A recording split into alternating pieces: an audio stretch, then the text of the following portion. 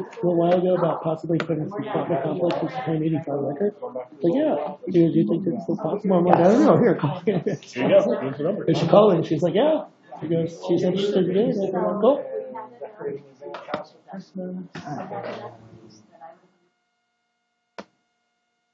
Friday.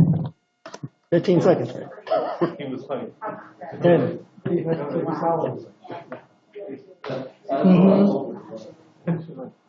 Wow.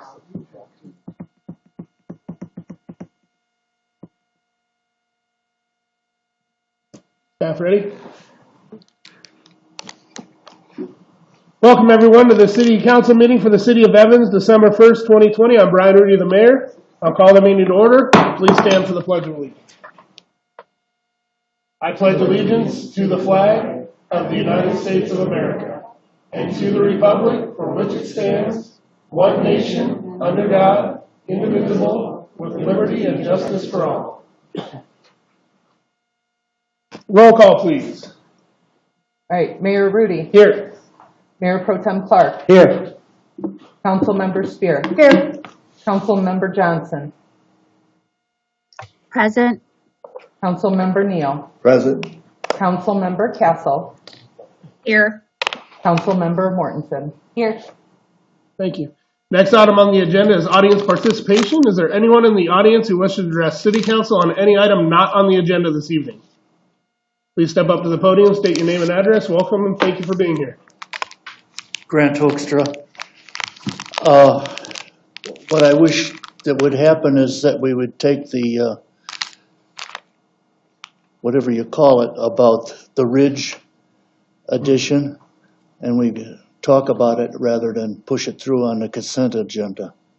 Okay, I'll speak to that. I did fire you back an email today, and everybody was on that. I actually did move that onto old business, so we will be able to discuss that. Thank you, though, Grant. Is there anyone else in the audience who wishes to address City Council on any item that is not on the agenda this evening? City Clerk, is there anyone virtually? No, thank you. Next item on the agenda is a proclamation. Proclamation for Wreaths Across America, and Evans is one of my favorite proclamations of the year. Whereas the Wreaths Across America story began over 15 years ago when the Worcester Wreath Company from Harrington, Maine, started the tradition of placing wreaths on the headstones of our nation's fallen heroes in Arlington National Cemetery during the holidays.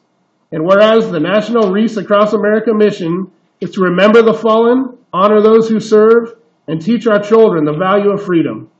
And whereas this mission is symbolized by laying Christmas wreaths on the graves of our fallen heroes on the second or third Saturday of December of each year. And whereas the National Wreaths Across America program honored over 2 million veterans in over 2,150 locations in 2020 by placing wreaths in ceremonies in all 50 U.S. states and abroad. Whereas the City of Evans would like to express its gratitude to the numerous community organizations and volunteers that have helped honor all 191 veterans in the Evans Cemetery. And whereas the City of Evans would like to give special thanks to the members of the Evans VFW Post Auxiliary members, the Admonson Warmouth VFW, the Poudre River Young Marines, the Greeley Exchange Club, and the Civil Air Patrol cadets for donating their time and money to honor all of the veterans in the Evans Cemetery. Whereas the Wreaths Across America program in Evans is an outstanding honor to the city's fallen heroes, and the city is committed to partnering with these organizations in the future to continue honoring our veterans every Christmas. And whereas Evans residents owe a deep debt of gratitude to all of those who served and serving and will serve in our nation's armed forces. Now, therefore, it be resolved that I, Brian Rudy, Mayor for the City of Evans, do hereby proclaim the third Saturday of December as Wreaths Across America in Evans. In witness hereof, I am hereunto set my hand and cause to be the fixed official seal of the City of Evans this first day of December 2020, and I know she is here. And I present this proclamation to you, and we'd love to hear from you tonight.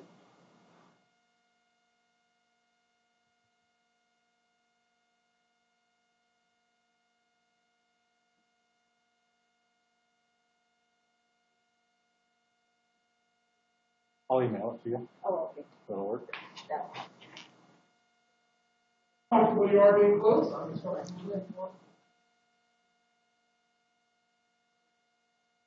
I know. How would that be? Well, okay.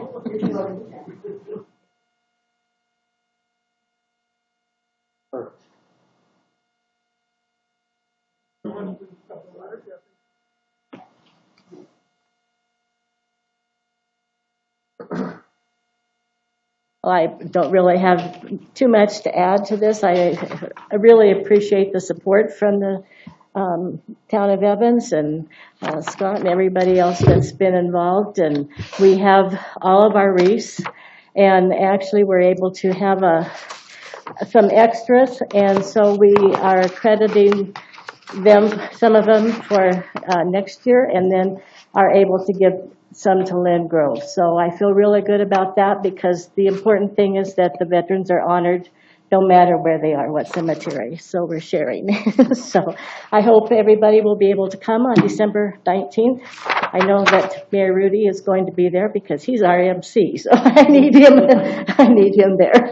But anyway, thank you very much. Great, thank you guys very much for everything you do.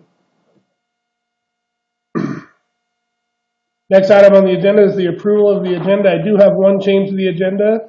We will be moving consideration of ordinance number 738-20, replat of lots 1 through 10, block 11, the ridge at Prairie View, to the first item in old business. I move to approve the agenda as amended. Second. A motion and a second to approve the agenda as amended. All those in favor signify by saying aye. Aye. Aye. Opposed, nay. Motion passes.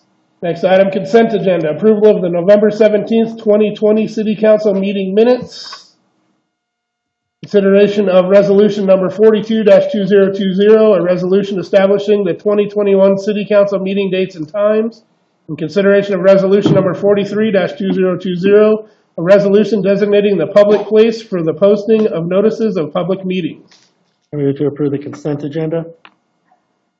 Second. I have a motion and a second to approve the consent agenda. All those in favor signify by saying aye. Aye. Aye. Opposed, nay. Motion passes. Next item, old business. Consideration of ordinance number 738-20, replat of lots 1 through 10, block 11, the ridge at Prairie View. We'll hear from staff.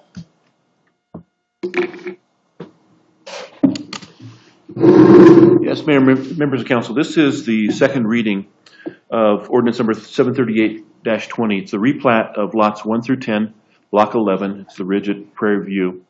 You heard first reading at your last meeting on November 17th and voted to approve this ordinance. The applicant is requested to replat and vacate a portion of Outlot D that Ann, I believe, has the a map of, to increase the size of lots 1 through 10, block 11, and Outlot D of the ridge at Prairie View. That would absorb the land once known as Outlot D into those lots 1 through 10, about doubling in size the lots, and moving the property from the ownership of the developer and the HOA into private ownership by those lot owners. I'll let Ann go into further detail on that. Okay, good evening, Mayor Rudy, Mayor Pro Tem Clark, and members of the council. I always have a backup slide presentation just in case something is pulled. And I pulled this from the last meeting. Okay, perfect. All right, so the area in question, Outlot D, there's a small part of Outlot D up here, and then the remainder of Outlot D is this large portion, and then this 30-foot wide strip of land behind lots 1 through 10 in the ridge at Prairie View. So the intent, what we're talking about this evening, is just this 30-foot wide strip here on the west side of lots 1 through 10. And this is a prototype of what one of the lots will look like. Here's that 30-foot wide strip. There's an existing utility easement in this area right here. This is the existing lot. And then the developer has agreed to put a building envelope on each of the parcels, and there can be no underground oil and gas infrastructure, including a flow line, except for natural gas serving the home within that building envelope area. So all future construction on that parcel can only occur in this area. And I know I did speak to several property owners in the area that received notice and clarified the intent of the application. And then I do know 2 individuals are here this evening. One individual I spoke with, and after speaking with him, he understood the intent and is satisfied with the intent of the application. Another individual is here who expressed concerns with oil and gas infrastructure in general. And so that concludes staff presentation, and we can hear from the applicant, we can hear from members of the public, and I'm happy to answer any questions that you may have. Great, thank you. We'll get to those questions in a second. Well, this isn't a public hearing. We sure would like to hear from anyone that has any interest in this. You step up to the podium and state your name and address again. Thank you, Grant. Grant Hoekstra, 4217 Phlox. Last time I was here, what I heard was that there's a 30-foot road back there, and it had vacated oil and gas lines in there. And that caught my attention, and I since learned that that was a wrong hearing. I understand now that it's about a 6-inch gas line in use, gas going from Prairie View out to the gas company down in the corner. Tell me if something's not true along the line. Then the idea was to dedicate this space behind each homeowner's house to the homeowners, or dedicate the land to the HOA for them to maintain. And I thought that would be a bad thing to do too. If I were a homeowner and I'm looking down the line to the 2nd, 3rd, 4th owners of these houses, I'm from Illinois. In Illinois, we had to have a lawyer go through the contracts on a real estate deal. Out here, people just take whatever they learn from their real estate agent. And my experience is it's very little. It was very tough to even get an HOA, copy of the HOA materials in purchasing a house over there.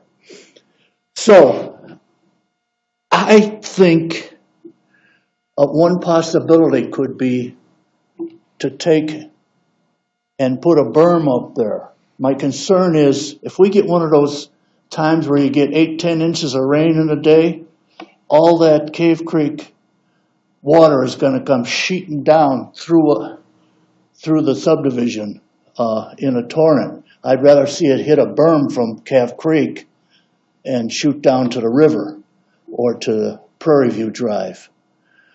There's plenty of material as they build the houses. They could get the material to make a berm. My concern was that homeowners would dig for trees, fences, utility poles, and that kind of thing. And then the second thing that's going on in the development is in a circle. Can you go back to the bigger plot? See the circle right in the middle of that thing? It's about a 12-foot high pile of dirt. That one, yeah.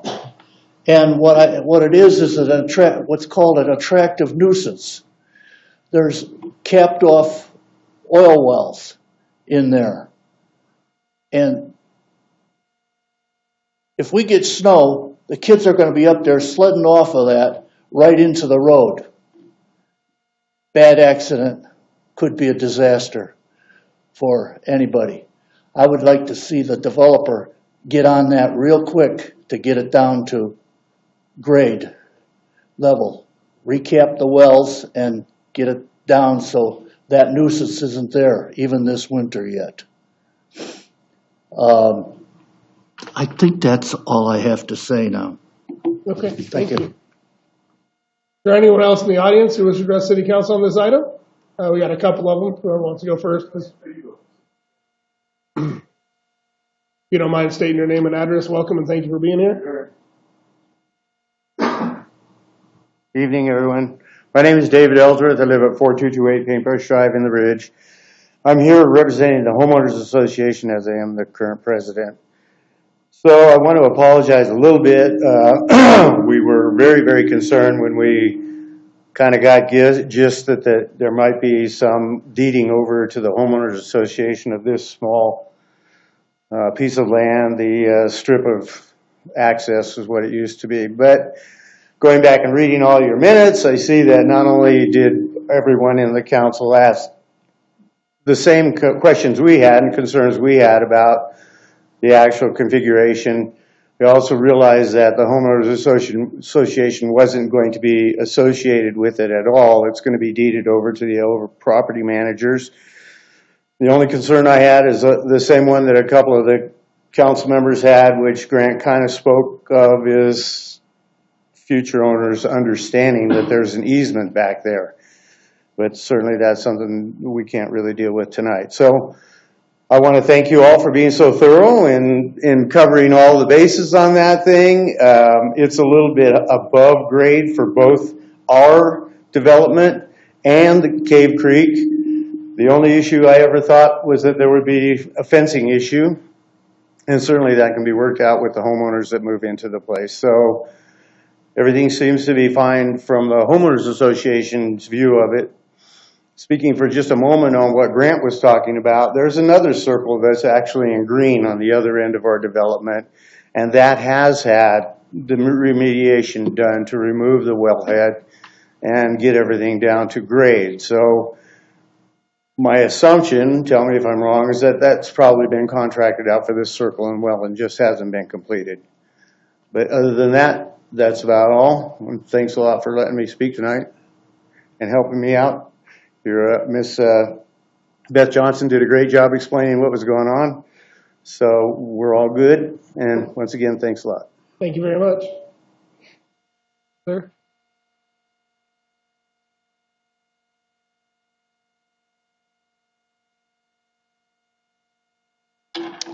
Good evening, Mayor and Council. My name is Patrick Room, and my street address is 822 7th Street, Suite 760 in Greeley, Colorado, 80631. I'm the attorney representative for the applicant, D-WP, of the Ridge at Prairie View. And I can address the circle issue, although that's not really on the agenda tonight, but I'd like to share with you the status of that location.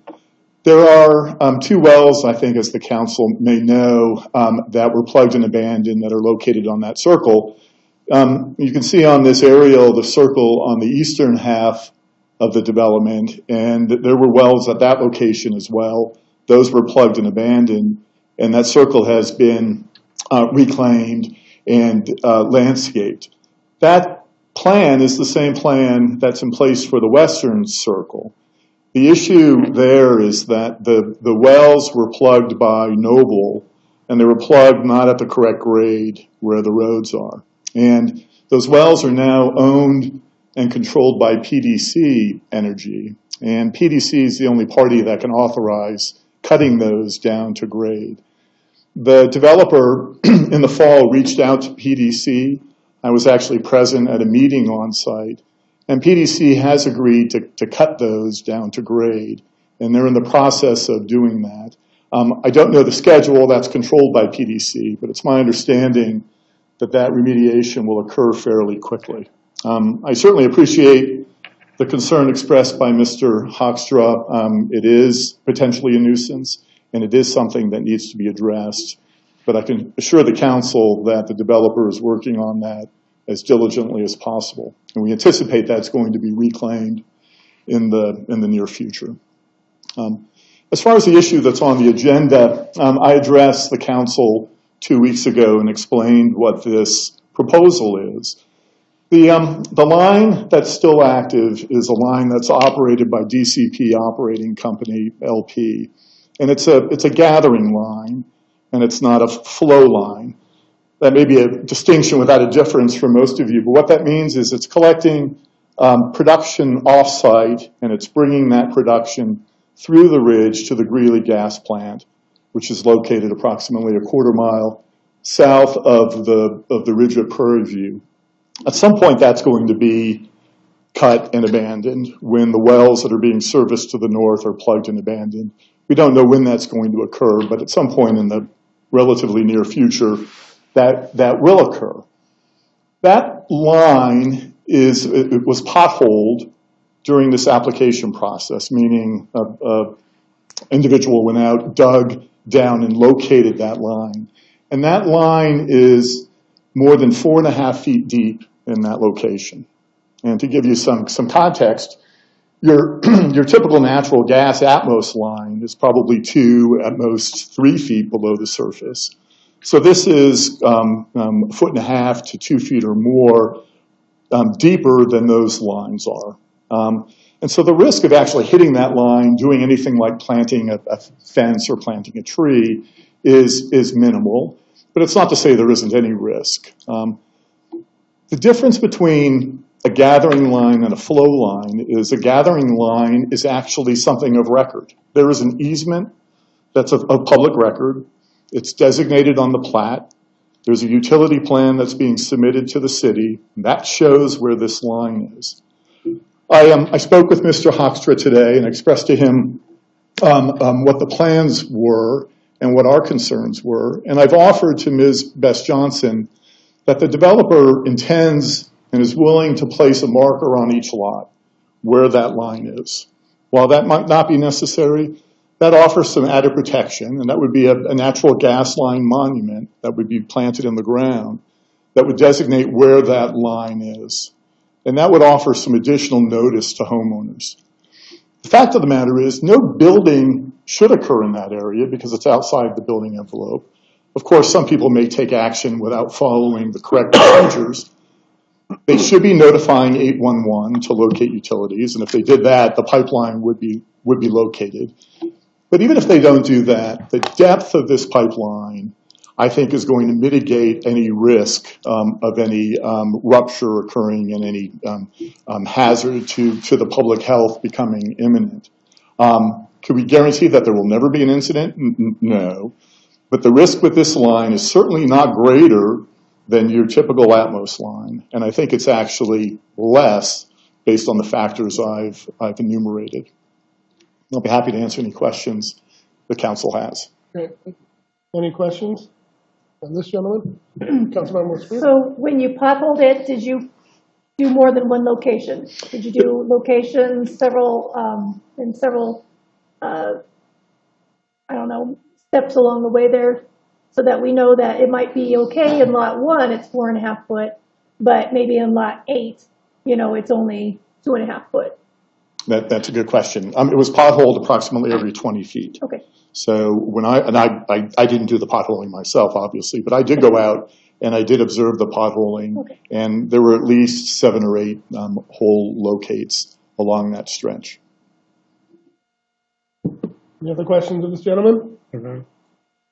Councilwoman Castle, Councilwoman Johnson, any questions of this gentleman? I don't have any questions. I don't have any questions. I was looking to see how far down the ground trees, like specific trees in the area, like that are usually okayed by HOAs go. And I think it's one of the trees is like 3 feet. It goes down 3 feet, so it won't interfere with the line. So that was just my concern, because sometimes depending on what tree, the roots tend to grow down just to acquire any kind of water. So I just looked it up myself. So there's no issue there. But that's all I have. Thanks, sir. Thank you. Any questions of staff from council? None. Anything they need clarified? Councilmember Neal, anything? No. Seeing no questions, I'd entertain a motion. Oh, I thought you were having discussion. Oh, discussion, sure. It's not a public hearing, so you can say that at any time. We asked for questions, so. Go ahead. Anyways, that was my main question and concern was how far deep the line was. And I am very happy to hear that the property owner, the developer, is willing to mark where that is. I know that on my property, after we dug a line where you would not suspect there was a line, there are several markers along the way, and it is very helpful. So that's really good news. Although it will not totally prohibit anybody from doing their own thing. I assume that if they want to build a swimming pool, that they're hopefully going to come to the city and get the permission to build the swimming pool before they dig down there 10 foot. So anyways, I was very happy to hear that clarification. Thank you very much. Other comments? I would like to say there's an HOA in that neighborhood too. So before any of us can make any changes to our houses there, even me, when I moved in, we had to get permission to plant a tree in our side yard. The HOA makes us get permission for anything like that. And even planting one by the road, we had to have permission from them before we could do any of that. So it would be a multi-step process for anybody to do anything in that neighborhood, either through the city or through the HOA as well. So I would just like to give that reassurance. And in regards to torrential rains, I lived there when we had that flood. I had been in the house 2 weeks when we had that flood, and it will flood no matter what in that neighborhood. My road has turned into a river multiple times. So while I do like the idea of a berm as well, it's not going to stop the water coming down into our neighborhood. And I live right by that big green circle where they cut off the first wellhead. So it would be nice, but it's not going to stop it. But I just want to assure everybody too, there is a multi-step process to making any changes in our neighborhood. So just as a heads up there. I would like to add, since I know the gentleman that is the president of the HOA. So considering that you do have an HOA and there's a multi-step process for planting any trees or making any changes, in essence, you would be the first point of contact for people as far as understanding what kind of trees to plant. And I'm sure you have specific trees that you provide for the residents, right? Because I know I live in an HOA as well, and we have like just a specific amount of trees that we're able to select. And just, I guess my concern would be just ensuring that the trees that are in that list, if there is a list, that they are trees that the roots don't go down further than the pipe itself, or that can, have contact with them. Translation? I think she was asking about a list, who the point of contact is, if I'm hearing her correctly. And we have to submit any changes in writing to the HOA. If we want to, even change the stones in front of our house, we have to put it in writing, submit it to the HOA, then they have to approve it. So it would be in writing to the HOA directly. And then they do have lists of approved plants, trees, changes that we can do. You wouldn't have to ask for approval of something in the backyard like that, though. I did. I'm just making sure that there's a caveat to that, if there, because again, I'm not sure what your HOA does, but that there's a caveat because you'll be the first point of contact, just making sure that the roots don't go down further than X amount of feet, or approaching near to the pipe feet, as I guess underground. So as long as it doesn't go as far down as 4.5, I think, feet is the pipe, or 4 feet, I'm not certain. Just adding that as a caveat, as a precautionary measure, in the event that any of the trees that you do have on the list are have roots that go down further. is all, since you'll be the first point of contact for the residents of the city. Serge, you got something on that?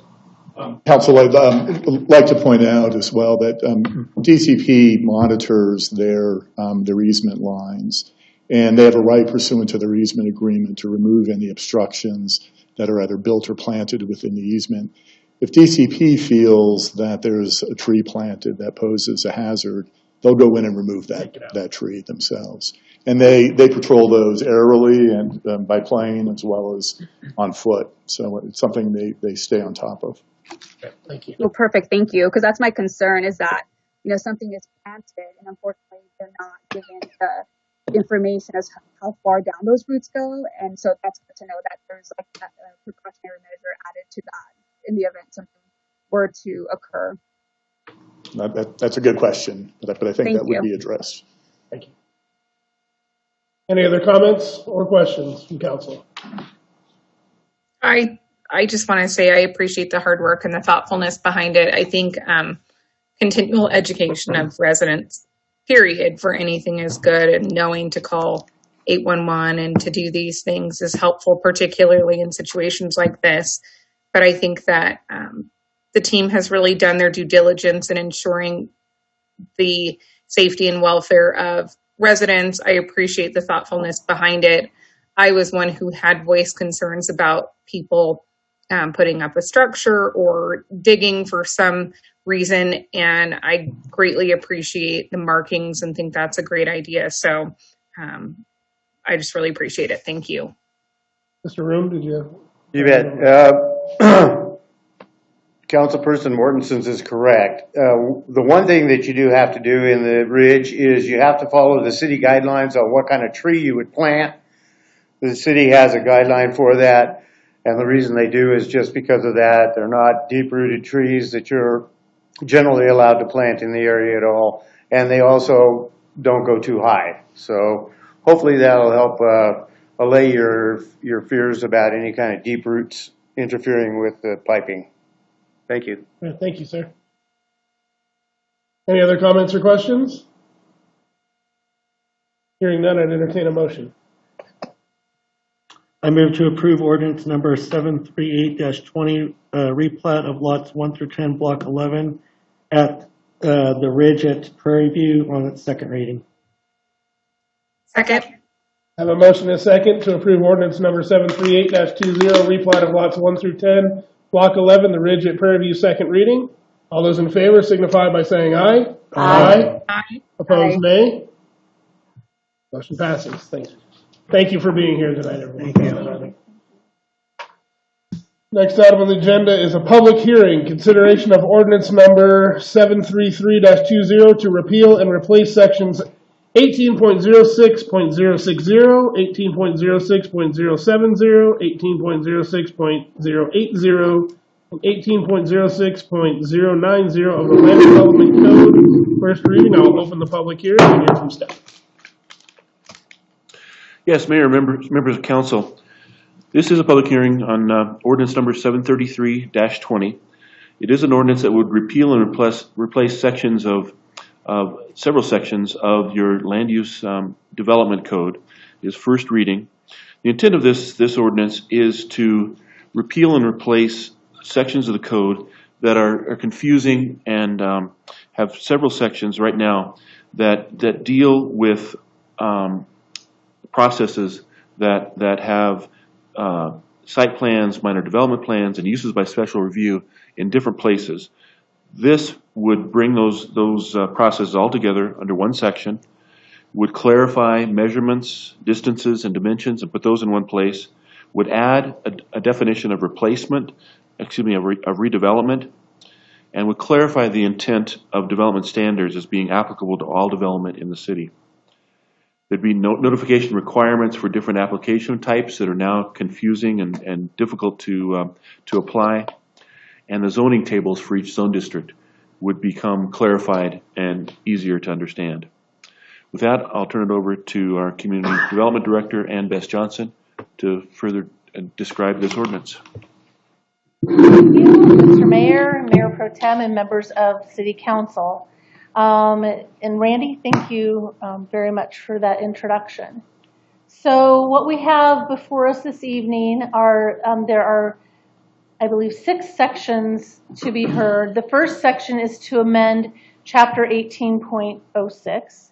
As Mr. Reedy indicated, it is providing clarifying language to communicate the intention and outline the steps for a pre-application conference, to move plot plan processes from the subdivision section to the land use section, the newly created land use section, to create a new land use process for redevelopment, as we discussed in the work session, to move the site plan process from the subdivision section as well, since it's not a subdivision process, it's more of a land use process, to clarify the intent, refine the application submittal expectations, clarify the review process, and clarify the criteria for approval for site plans.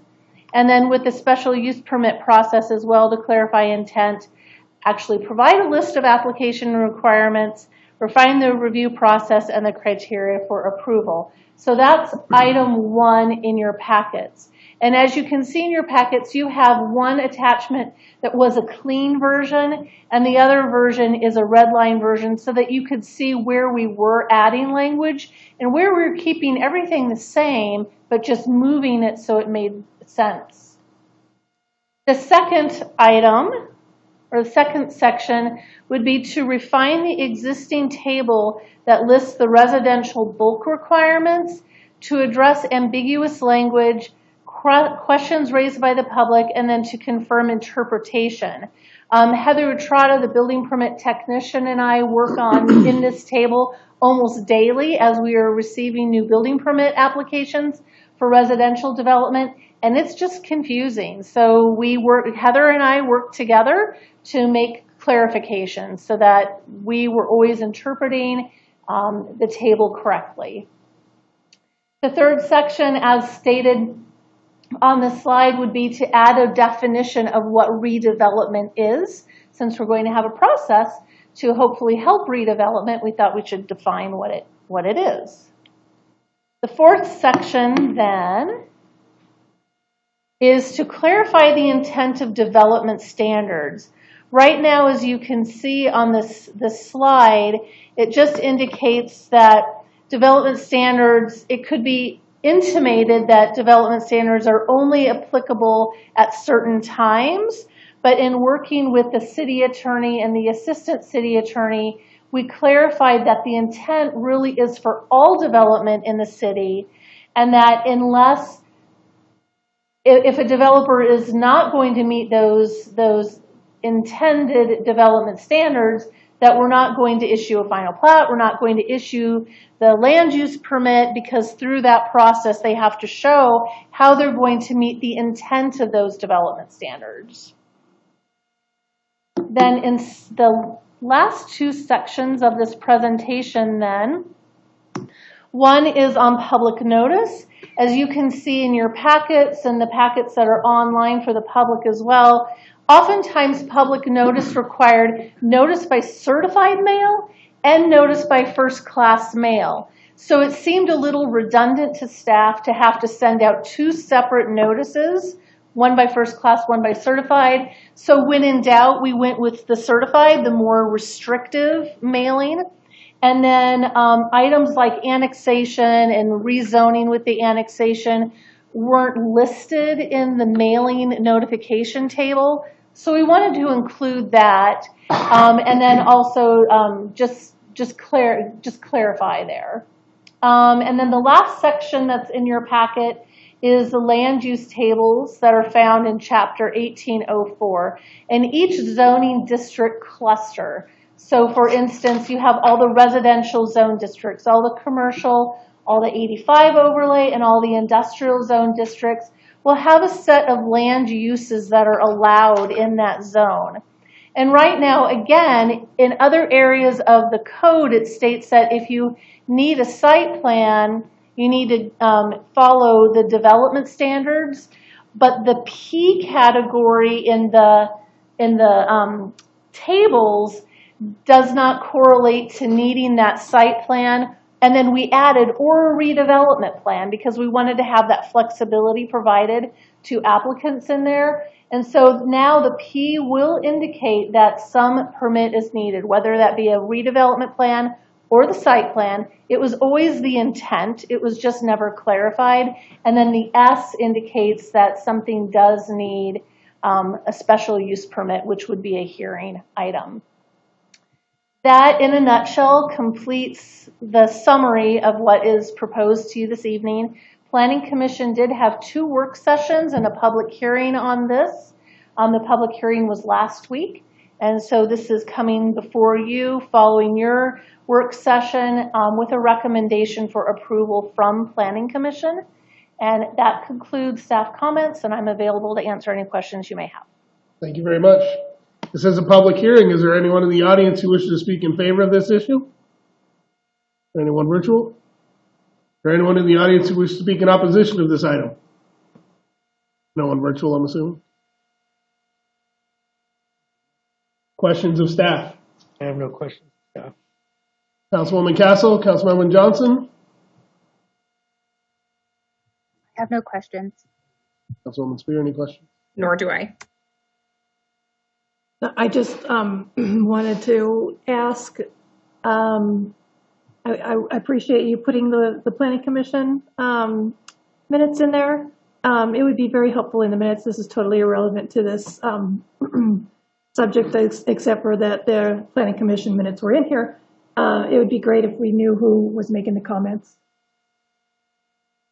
So if whoever does that, that'd be helpful. So anyways. Thank you. But other than that, I have no questions. Thank you. No I'll comments. pass that note on. Thank you very much. Thank you. Councilmember Neal, any questions? No questions, just a comment. I'm Perfect. glad that we're, Hold on just a second. I'll close the public hearing. Now we'll have comments. Councilmember Neal? I'm very glad that we're able to get this clarified and reduced work for our developers. Thank you. Good comment. Mayor Pro Tem? Yeah. I just want to thank you and your staff for putting this together. I think what we're doing to clarify our code and simplify it really shows that we are a very business-friendly community that encourages growth and development. So I really want to thank you for that. Great comment. Other comments? Councilwoman Spear? Councilwoman Mortensen? Councilwoman Castle? I just echo everybody else's comments. Just thank you for all the hard work. I really appreciate it. Thank you. Councilwoman Johnson? I also echo everyone's comments. I just want to say yes, thank you for streamlining all this, because I think, like Pro Temp Mark said, it helps, our builders or developers, and just, again, assist everyone and streamlines it. Thank you. Great, thank you. There are no other comments, and entertain a motion? I move to approve ordinance 733-20. Second. I second. I have a motion and a second to approve ordinance 733-20. All those in favor signify by saying aye. Aye. Aye. Opposed, nay. Motion passes. Next item under new business, consideration of resolution number 38-2020, a resolution approving variance requests for property referred to generally as Innovative Foods located at 4320 Industrial Parkway, and we'll hear from staff. Yes, Mayor and members of council, earlier this year you reconstituted your Board of Zoning Appeals, and this is the first case that's come before them. They are sending you a recommendation of approval of resolution number 38-2020. It's a resolution that is recommending approval for a variance for a property generally known as Innovative Foods at 4320 Industrial Parkway that, as you know, unfortunately suffered a fire in early 2020, is in the process of rebuilding. And as they have put their plans together for their new facility, they have a couple of variance requests that City Planner Lauren Richardson will explain to you. They have these variance requests that they have gone before the Board of Zoning Appeals and have explained why they need those in order to rebuild, to be able to be competitive in their market and to build on their site. And they are presenting that request, or those two requests, to you this evening. I'll turn it over to Lauren to explain those further.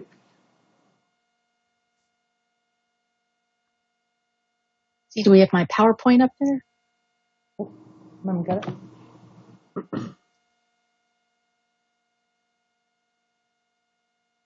Great. So good evening, Mayor Rudy and members of City Council. Staff will be presenting the variance application for Innovative Foods. And thank you, Randy, for that introduction. Next slide. Innovative Foods is a meat processing company that has been in Evans since 2007. Innovative Foods provides commercial meat processing for businesses and private customers. They also have a retail component that is open to the public. The facility is located at 4320 Industrial Parkway in the Evans Industrial Park. This site is 1.51 acres, and the current zoning is light industrial. In March of 2020, as Randy said, Innovative Foods had a fire in the main building of the facility.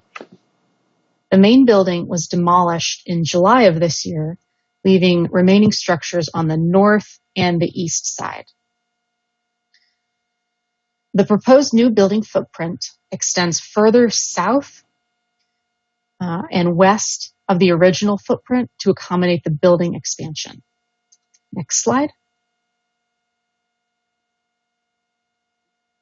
The first variance request is for a side street setback, which within the I-1 zone district is a 25-foot requirement. So the proposed building footprint extends 22 feet from the property line, seen in green. This is 3 feet less than the 25-foot standard setback for this zone district. Additionally, a concrete pad for mechanical units will further encroach on the setback by 8 feet. The distance from the property line then being 14 feet. The applicant is requesting a variance of 11 feet from the side street setback traditionally required in this zone district. Next slide. The second variance is for the landscaping strip requirement. Per the development standards, 10 feet of landscaping is required to extend from the property line inward. There is an existing landscape strip from the eastern edge of the sidewalk to the property line. In order to accommodate the expansion of the business and continued use of the structures that survived the fire, the proposed customer parking lot, seen in that picture, encroaches into the landscape strip required by no more than 3 feet. Next slide. So our process flow. This application followed section 18.06.100 of the Evans Municipal Code. The applicant has been in contact with the city since the fire in March 2020. The pre-application meeting was completed along with the formal application submittal. Public notice, referrals, and development team review were completed. Per section 18.10.010, a variance requires both certified and regular mail for surrounding property owners notices, as well as a sign posting and published newspaper notice, which were completed as illustrated on this slide. 2 public hearings are required for a variance. Last week was the Board of Zoning Appeals hearing, and tonight, December 1st, marks the City Council public hearing. Next slide. There are 4 criteria that a variance needs to meet as indicated on this slide and the next. The first is that these minimal variances requested do not jeopardize the health, safety, and welfare of any person. City staff and referral agencies have reviewed this application and find no conflicts. The second is that the grant of variance is the minimum variance that will make it possible the reasonable use of the parcel, building, or structure. Staff findings show this statement to be true. Next slide.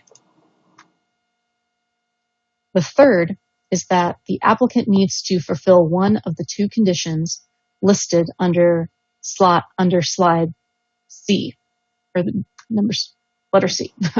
Staff has found the requirement C2 to have been met. Staff finds the fourth requirement listed as item D on the slide has also been met.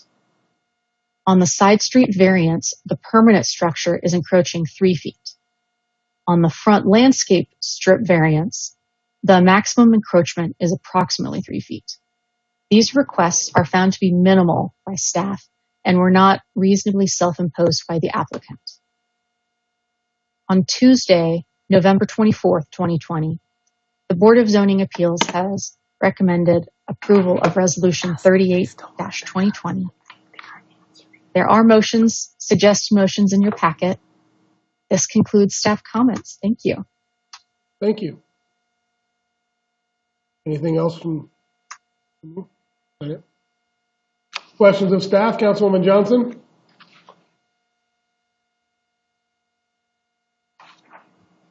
I don't have any questions. Councilwoman Castle? I also do not have any questions. Anyone in chambers? I have no questions. Comments? So I'm definitely in favor of this. The variances are minimal. It's going to allow Innovative Foods to, rebuild from, unfortunately, the fire that they had back in March, but it's going to allow them to build back bigger and stronger and continue to do business in the city of Evans. So I'm in favor of it. I actually did have a comment or a question. Does anyone know when they are planning on starting this rebuilding? Yesterday would have been great. So Councilwoman Spear, I did have a call from Mr. Ellicott this evening, and he may be on Zoom right now. And I know that their site plan will be submitted ASAP, and we are trying to work with them on getting their building permits issued incrementally so that they can start as soon as possible. That's good news. For all of you who don't have animals that you process at these places, I do know for a fact that this business is highly needed, and it was needed 6 months ago. If you have an animal that you need processed right now, you have a year wait. Most of them are filling up in November of 2021 now. So it's very important that we have these people come in and build back as soon as possible. They were a USDA certified business, and they're very, very desirable to have in Evans. So I encourage everybody to help them along as fast as we can to rebuild and bring the business back to Evans. And when I say that they are very desired, I know people that bring their animals in from Calhan, from the far east part of the state, far south part of the state, all over. So they need to come in and rebuild as quickly as possible, and I'm very much in support of this business. Any other comments? Councilwoman Johnson?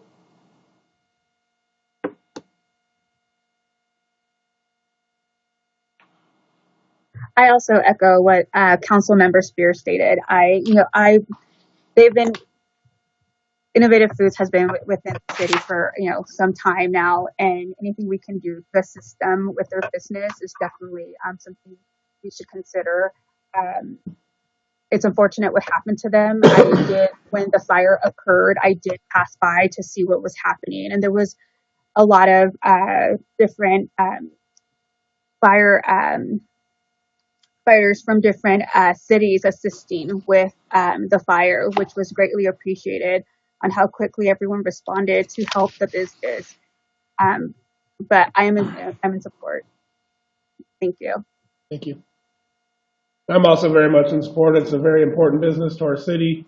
They've been great to the city of Evans, and their variance requests are relatively minor and small, so I am very much in favor of it. If there's no other discussion, I'd entertain a motion.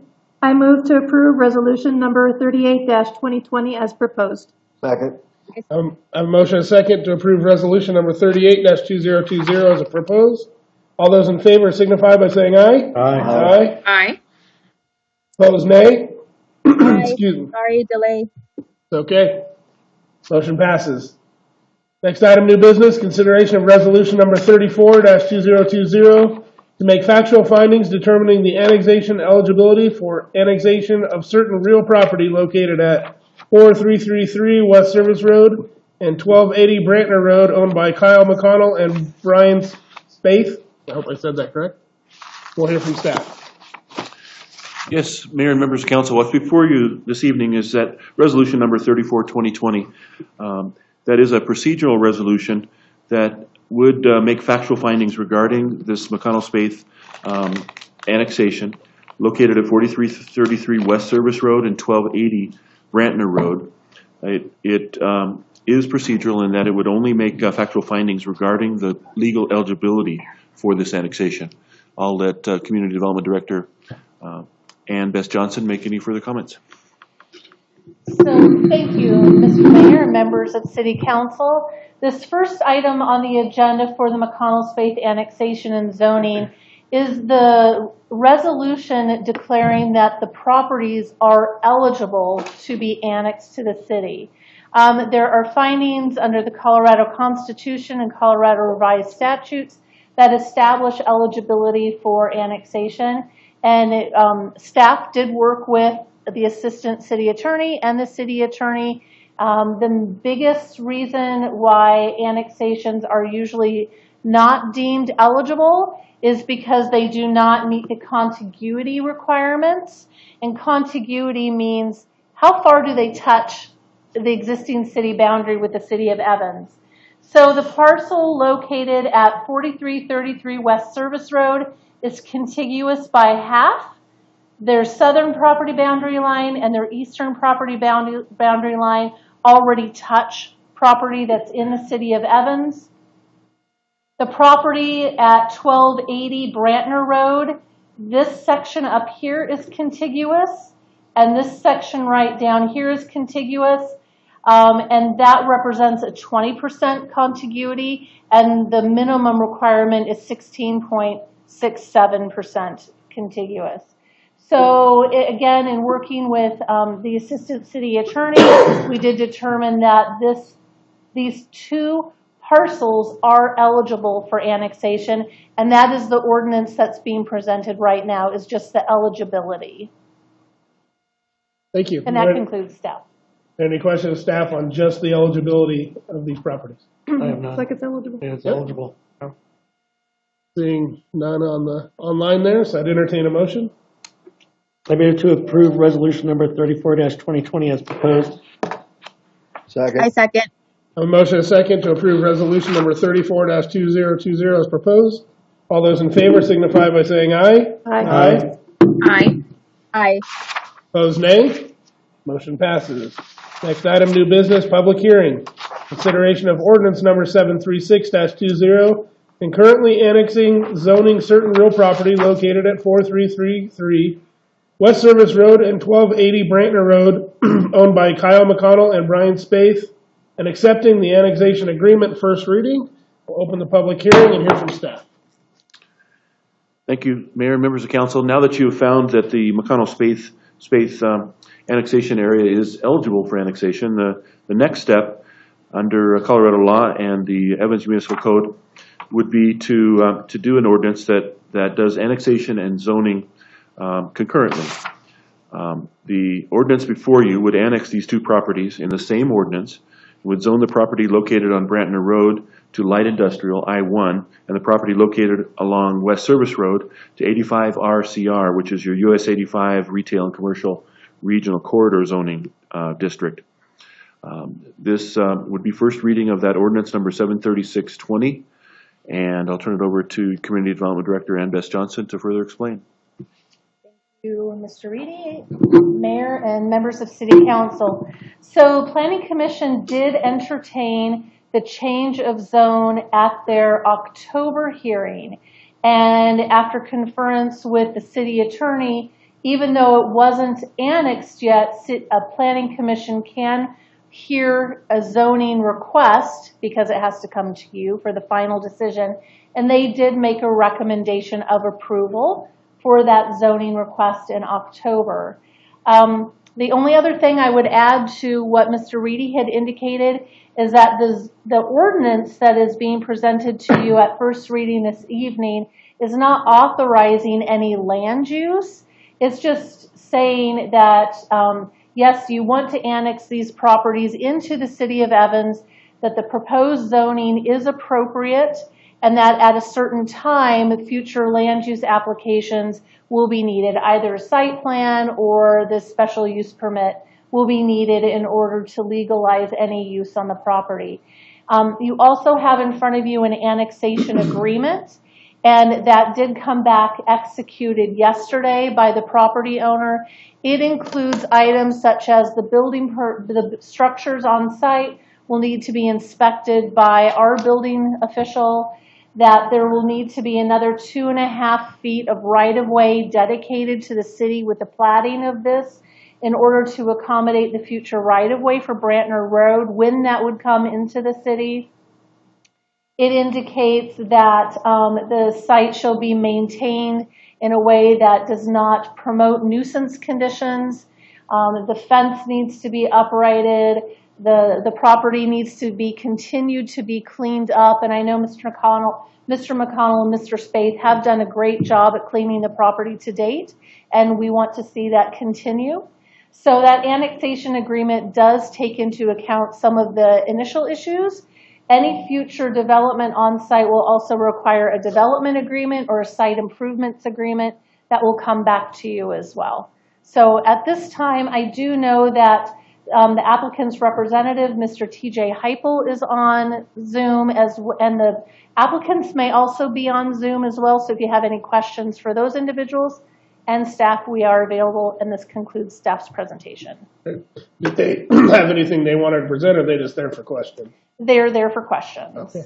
This is a public hearing. Is there anyone in the audience who wishes to speak in favor of this item?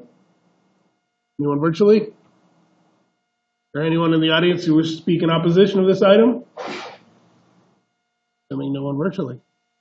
Questions of staff or the applicant? We'll start with Councilmember Mortensen. I have no questions. Mayor Pro Tem Clark. I have no questions. Councilmember Neal. No questions. Councilwoman Spear. I have no questions regarding the annexation. Another question you want to ask? Or are you going to wait till we get to the... No, I No question regarding this. You'll have a question. I have questions for other things. Perfect. Councilwoman Castle? No questions. Councilwoman Johnson? No questions.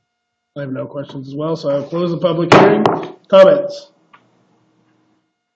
I just want to say I'm glad that we are considering this annexation. I'm glad that they want to fix the place up and get everything cleaned up. I do have concerns over what the use is going to be, but there again, I know that this is not the appropriate time for those questions.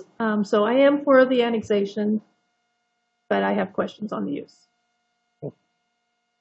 Any comments, Councilmember Neal? No, I'm very glad that they're starting to clean this area up. I have people have commented about this area to me before, and I did not realize that some of this was still in the county. So I'm very glad that we're getting it annexed into the city, and the people that want it, the applicants want to clean that area up and get it looking nicer for the city. Comments, Mayor Pro Tem? I have none. That's already been No comments. Any comments, Councilwoman Castle? No comments. Councilwoman Johnson, are you still with us? Yes. Do you have any no comments? Do you have any comments? Sorry. Are there other comments? I'd entertain a motion. I move to adopt ordinance number 736-20 as proposed to annex certain territory known as 1280 Brantner Road, comprised of 2.39 plus or minus acres, into the city of Evans, and to concurrently zone the property I-1. I move to annex certain territory known as 433 West Service Road comprised of 0.466 plus or minus acres into the city of Evans and to concurrently zone the property 85-RC-R. I also move to accept the annexation agreement.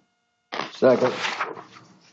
I have a motion and a second to adopt ordinance number 736-20 as proposed, to annex certain territories known as 1280 Brantner Road, comprised of plus or minus 2.39 acres, into the city of Evans and to concurrently zone the property I-1.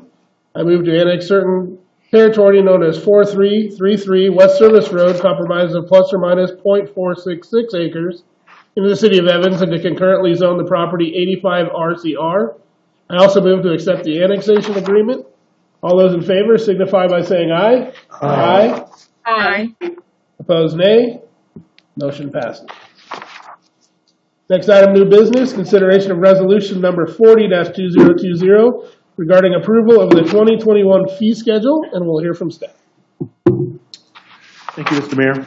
What's before you is this resolution number 40-2020, which thanks to Jackie and her staff in finance in the midst of doing multiple versions of not only the 2020 budget, but also consideration of your very difficult 2021 budget with the crystal ball that all of us have had to look into. This is a one-stop shopping, if you will, for the all of the fees that the city of Evans has, a fee schedule for everything from what the cost is to use the recreation center to how much it costs to get a 6-inch water tap.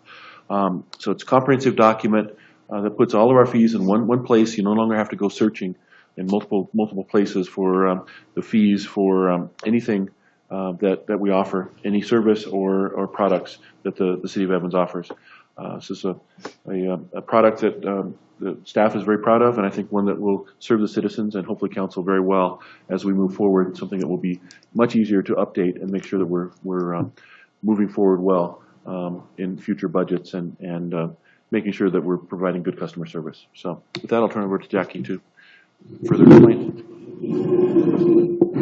Thank you. Good evening. As Randy mentioned, we do have one document this year that represents the 2021 fee schedule. That is the attachment A to the resolution that's before you tonight for consideration.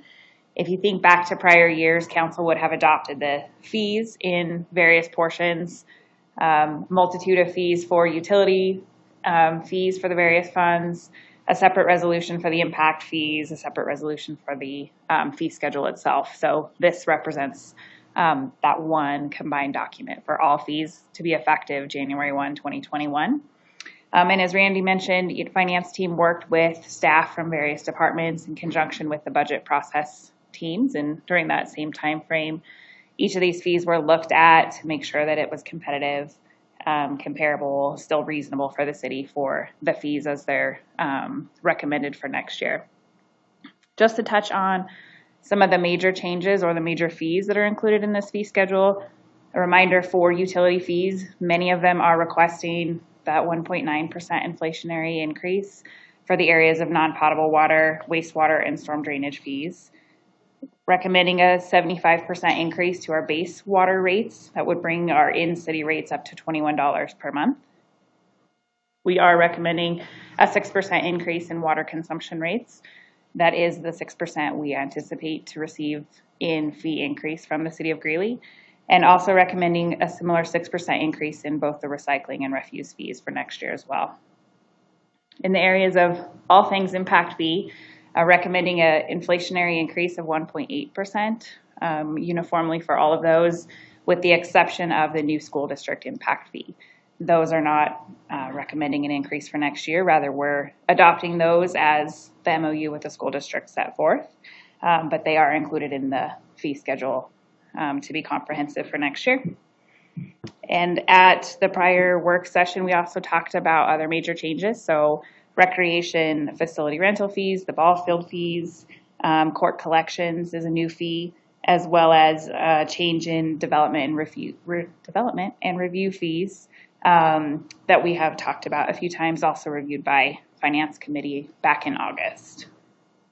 And with that, that concludes staff's comments, unless you have questions. I did just want to mention, that once approved, then the fee schedule will be published on the website and very readily available for residents and staff, and we'll have hard copies here for staff's reference as well. Thank you. Questions or comments of staff? We'll start with you, Councilwoman Spear. Oh, I've already asked all my questions when I was on the finance committee, so it's looking good to me. Thank you. Councilmember Neal? Well, I'm very glad that we're getting this, some more stuff cleaned up. And I suspect that Jackie and her staff got a little bit tired of searching for this stuff when they had to make changes.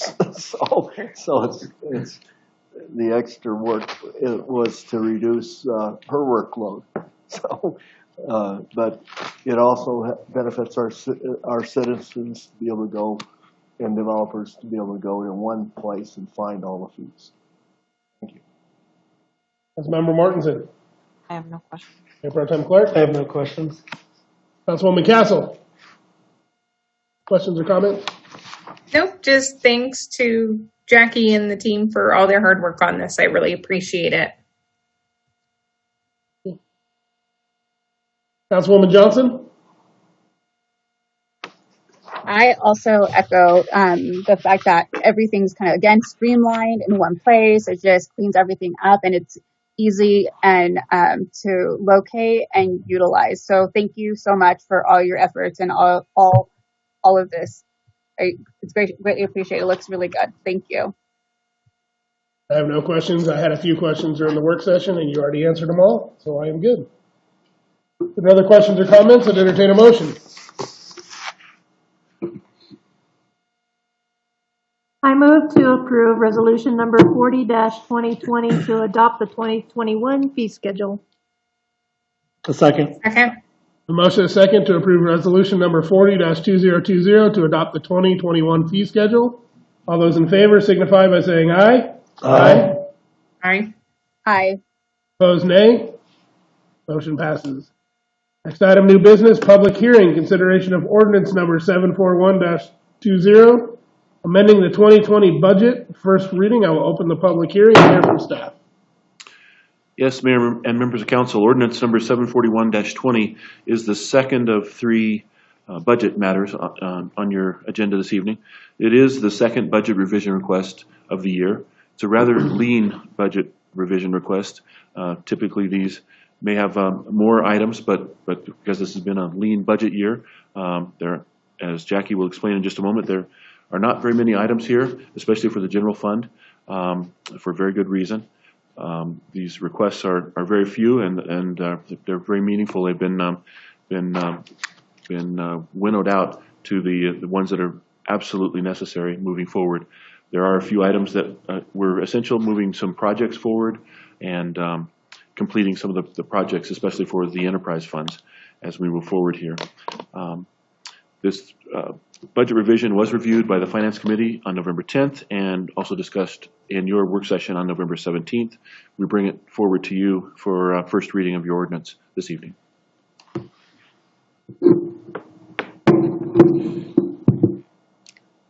And as Randy mentioned, it is a very lean request. It is the final request of budget revision for the 2020 year, and did just want to mention some notable changes included in here. We are recommending full recognition of the Coronavirus Relief Fund grant through the Division of Local Affairs. You will see that $974,000 grant award in there. Although council's not authorized full spend of that dollar amount, this gives us ability to have access to those funds if that need arose between now and the end of the year. As Randy mentioned, we have some shifting of project budgets to accomplish some road projects and use the new 1% road tax money that's coming into the city. So you'll see in that CIP road tax fund usage for those monies, both for 37th Street overlay as well as the extension of 23rd. And that offsets and gives a little bit more room to both the general fund and the CIP streets fund for other projects as council desires in the future. Notably in the water fund is the purchase of the Willowbrook non-potable water system to recognize that full amount that was approved for that purchase this year. And also in the storm drainage loan, recognition of that full amount of the loan. So bringing that balance up a little bit. There are a few other items that we have reviewed in detail in prior meetings as well. That concludes staff comments unless you have questions. This is a public hearing. Is there anyone in the audience who wishes to speak in favor of this item? Anyone virtually? Anyone who wishes to speak in opposition of this item?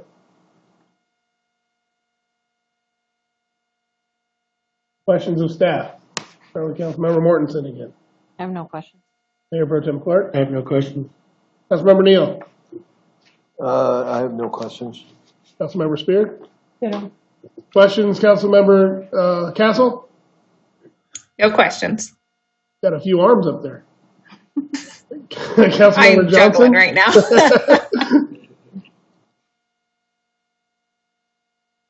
Councilmember Johnson, any questions? I have none. Thank Great, you. There are no questions. I will close the public hearing. Comments? I am in favor of this. It's actually, I think, the lightest budget revision we've had in a very long time, so. Any comments? Okay. Councilmember Neal, any comments?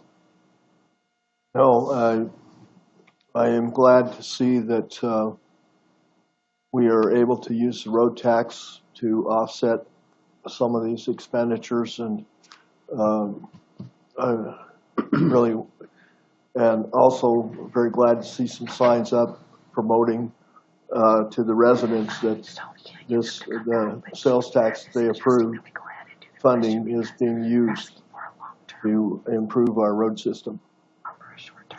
I just want to clarify your comment, Councilmember Neal. I know you meant when you said we're using some of that road tax money, that was all used for roads. That was not used on any other projects. I just want to clarify that, make sure that was clear. Okay. Thank you. Any comments, Councilwoman Castle, Councilwoman Johnson? Just thank you to the team again for all the hard work you did. Any other comments? Also, thank you to the team. I appreciate them. Thank you so much. Any other comments and entertain a motion? I move to adopt ordinance number 741-20 on first reading. I second. I have a motion and a second to adopt ordinance number 741-20 on first reading. All those in favor signify by saying aye. Aye. Aye. Aye. Opposed, nay.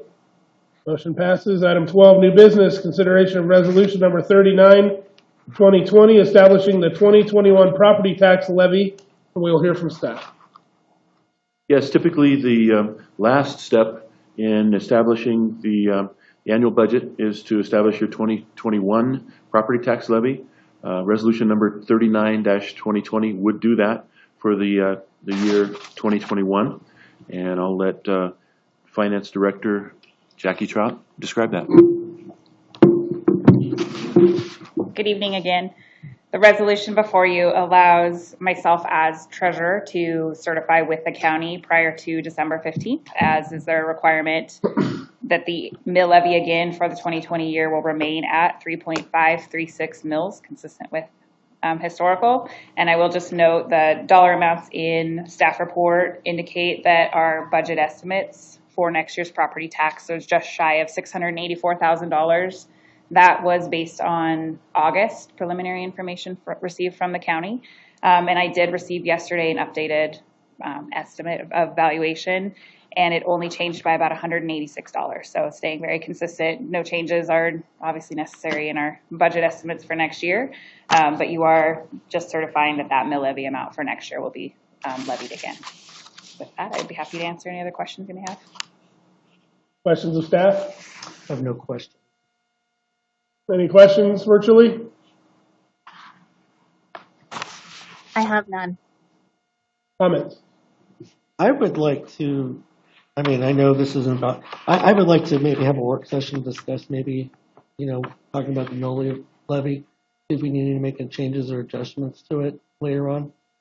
I agree. I was actually going to ask if we could have some information on what the mill levy is in some of our surrounding cities too. You wanting to have that work? I don't know if we have time to have that. No, work not session. not today. Yeah, in future. Okay. Yeah, future work session. Other comments? Any comments virtually? Nope, none from me. I have none. Thank you. I think that's a great idea, Mayor Pro Tem Clark, and we'll make sure we do that. I think it's a discussion we all need to have. Is there any other comments that entertain a motion? I move to adopt resolution number 39-2020. Second. I second. I have a motion and a second to adopt resolution number 39-2020. All those in favor signify by saying aye. Aye. Aye. Aye. Opposed, nay. Motion passes. Item 13, new business, consideration of Tuscany non-potable irrigation and grading construction contract award. We'll hear from staff. Yes, Mayor and members of council, the multi-year effort to move the Tuscany non-potable irrigation and stormwater project forward is nearing its end. We have received the bids to complete the project. You have just approved the $372,000 budget revision that would allow the funding to move this project forward and allow its completion before the next irrigation season. City Engineer Mark Oberschmidt is here to describe that bidding process and the completion of the project. As I mentioned, it is a multi-year project since the bankruptcy of the developer back in the mid-2000s and the most recent efforts of the city over the last couple of years to purchase the land, purchase the pump station equipment that will be arriving shortly here, and then this is the last effort that will involve the grading and all of the effort to restore those ponds and move the project forward in preparation for the next irrigation season. I'll let Mark describe that work and what's involved with it and the bidding process, and we'll go from there. Thanks, Randy. Good evening, Mayor, members of council. So as Randy said, this has been a long time coming and we're ready to get going. We put this out to bid and we received 6 bids. The low bidder was L4 Environmental. And again, this was a firm that I had not heard of. So we asked them for references. We reached out to their references. Several of them I have worked with or known in the past. We also met them in the field and walked the site with them to get their take on the project and how they were going to coordinate with the adjoining properties, because there's homeowners that live right adjacent to the property. There's a builder that's going to be developing on the west side of the property. So there's going to be a little coordination happening along with our 47th Street construction will be happening during part of this time frame. So there's going to be a lot of things happening. So we wanted to make sure that we felt comfortable with them as a contractor, L4 Environmental. So in talking to City of Loveland, Colorado Fish and Wildlife, Adams Creek or Adams County with some projects that they've done. All of these projects, there are a lot of these projects, all of 4 out of 5 projects that I talked to references on dealing with working with dirt in and around water. And that's not something that every contractor does on a regular basis. They deal with dewatering, but not working along streams and rivers and ponds. So that was a good sign. And then they had a really good ideas on how they were going to place the bentonite within the bottom of the lower pond to make it effective and keep it wet year round for us so that we have a good continuous source of irrigation water. So bottom line is I think they're a solid contractor. They are local. The owner lives in Greeley and they have a staging area over in Dos Rios. Their office is in Lyons. And everybody I talked to said when you're talking with these guys, the communication within the contractor himself, between his own team, and then out to the respective owners and any subcontractors. And in this case, I don't think they have any subcontractors. I think they're doing all the work themselves, is very solid, which is a good sign for me, because when people tell me what's going on, I'm a little more comfortable coming to you and asking you and telling you what's going on as well. So I'll be happy to answer any questions that you might have. Thank you. Questions of staff? Councilwoman Mortensen? Not right now. Mayor Pro Tem Clark? Not at this moment. Councilwoman Spear? Councilmember Neal? I'm very glad to see that this is moving forward after something like 18 years of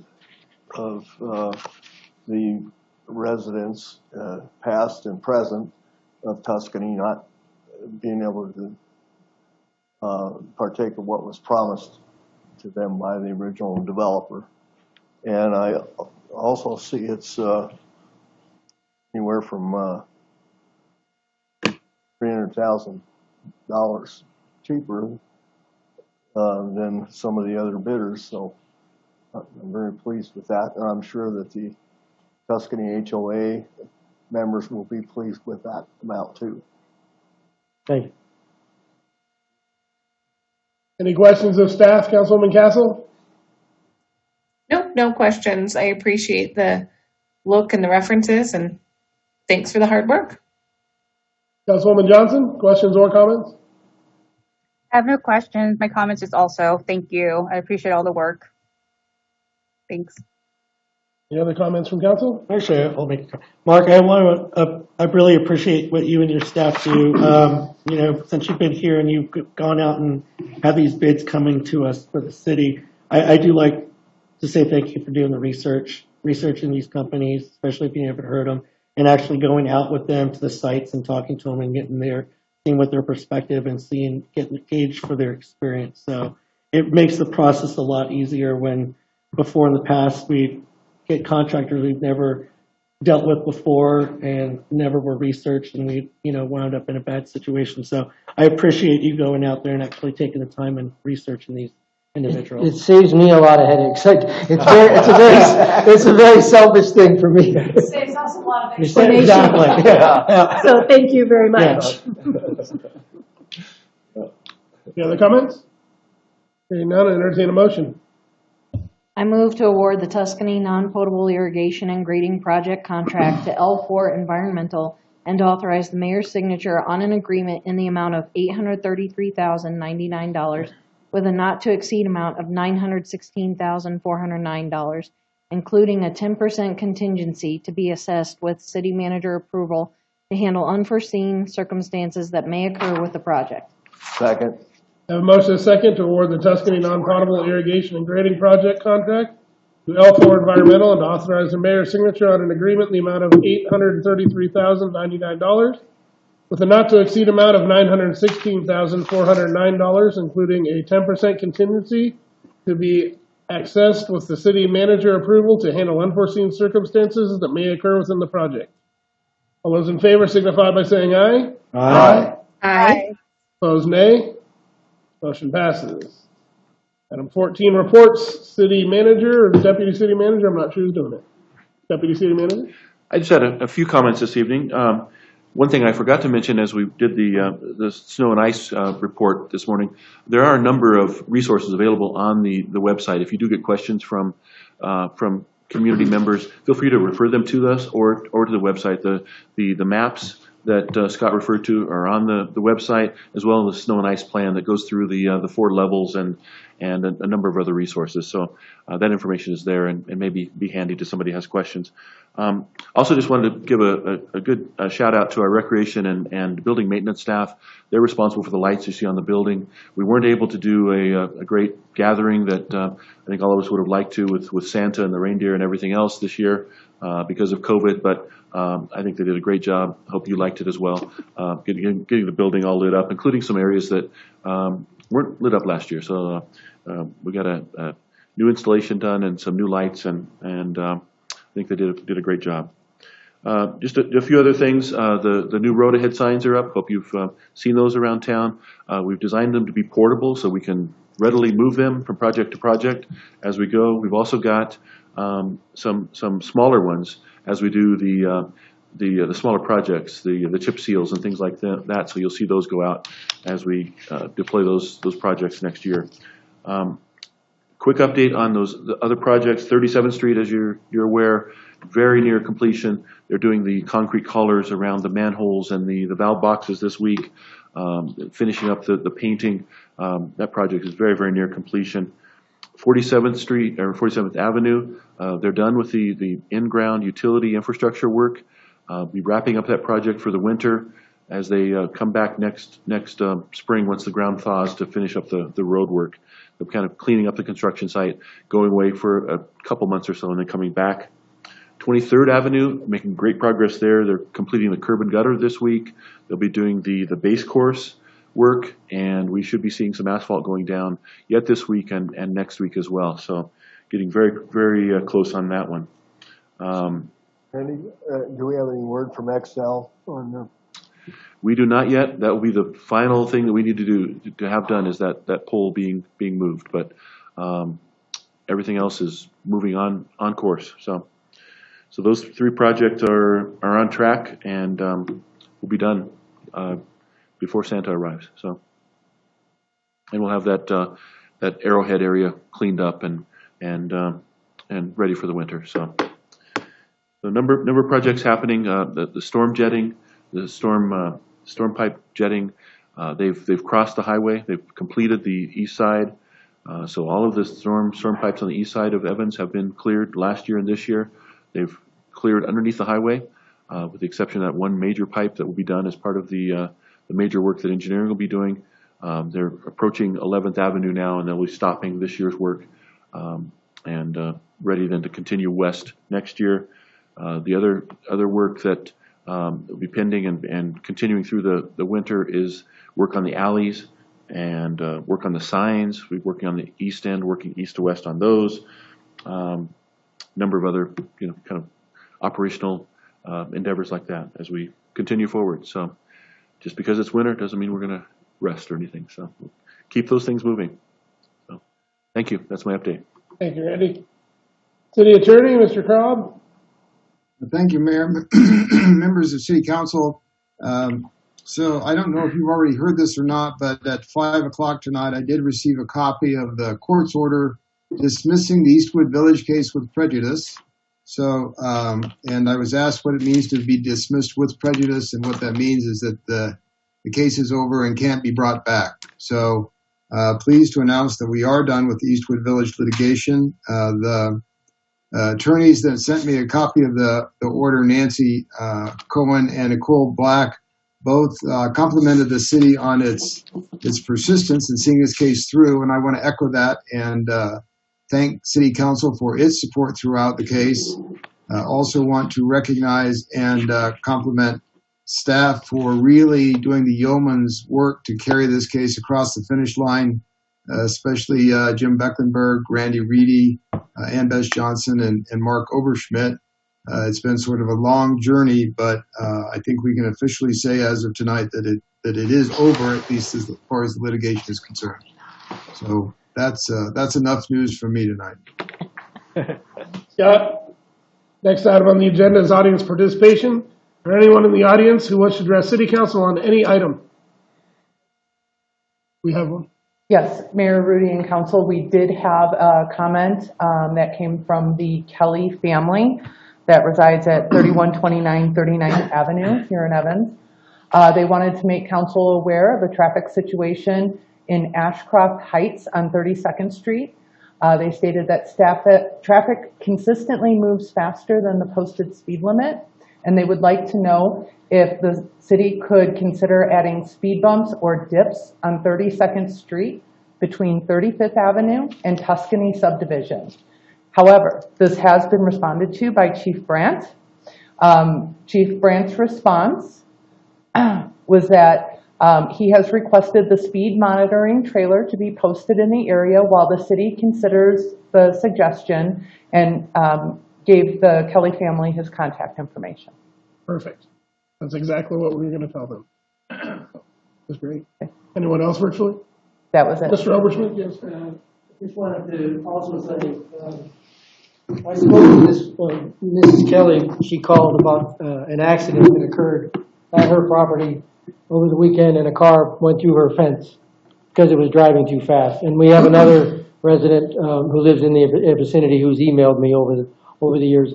We installed speed limit signs that weren't there previously. The chief has done the speed radar video, for want of a better word, in the past, and we'll try it again. Speed bumps are not preferred from both the maintenance on the plow side, but also from the fire department in terms of response times. We're going to look at some other options to have some way to slow down the traffic through some kind of traffic calming measures. We're going to have to look at possibly narrowing it down in some places. Making it feel like you need to go slower is kind of it's a psychological thing as well as an engineering thing. So we're going to look at some different options. It may take a little while to get this done, but another suggestion was adding in a couple of four-way stop signs. And there's 2 locations along that stretch of the road that have a four-way intersection. But four-way stop signs can help, but they also can result in people rabbit footing from one stop sign to the next. So we're going to look at different options as we proceed forward with this. And that's what I told the homeowner when she called me. Thank you. Please let her know what was just said there as best you can. And let her know the family can reach out to myself or any council member in their ward if they would like, and we'll keep them updated. Will do. Thank you. Yeah, and Mayor Rudy, to that point, I'd be more than happy to talk to her too. I drive that street every day and completely understand. So happy to help where necessary. Is there anyone else in the audience who wishes to address City Council on any item? Not the only one virtually. Great, thank you. Meeting adjourned. Thank you, sir.